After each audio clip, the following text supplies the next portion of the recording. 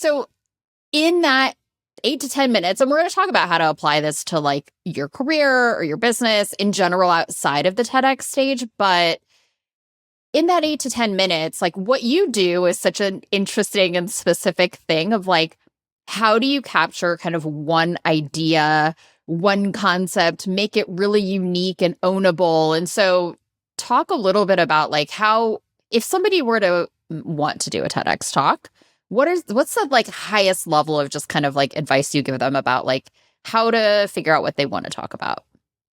I think that's the hardest thing, because even if you have, and most of the people that I speak to who are interested in this, they're incredibly smart and experienced and skilled. And they have all this crazy, essentially intellectual property, right? Like, what's your thing and how do you get it out there? So a lot of the work that we do, that I do with them, is we talk about all the things. We go down all the rabbit holes. What are the things that you really care about, until we can kind of draw out together those bits that you get most excited about, because that translates, right? There might be a part of your work which is the most technically dense or innovative, but what's the bit that gets you really fired up? Because you need to marry the two. There needs to be that connection between the thing that you really want to say. And I always differentiate between what do you want to say and what do you want to talk about? You and I can both talk for hours about any number of topics, but what do we have to say that is really radical or unique? That actually tends to be relatively narrow. And so that's kind of part of what we do, is make sure that when you're planning your TED Talk or you have it in your mind, it's not a general, well, I would love to talk about, leadership, or I would love to talk about the environment. Like, there are any number of people out there who can talk about those things. What's your angle?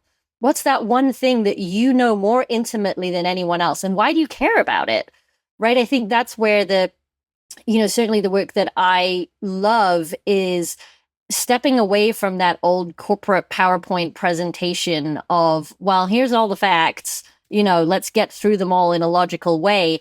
TED threw that out the window. TED is about something that's exciting and new and engaging. And where does your story intersect with your idea, right? And how are those two things related? And so I think that's the most important part of figuring it out, is when you're trying to decide what your TED Talk would be about, is what are you, as well as the innovative idea, why are you excited about that? Don't leave that out. And we're going to talk about storytelling, but that's part of it, right?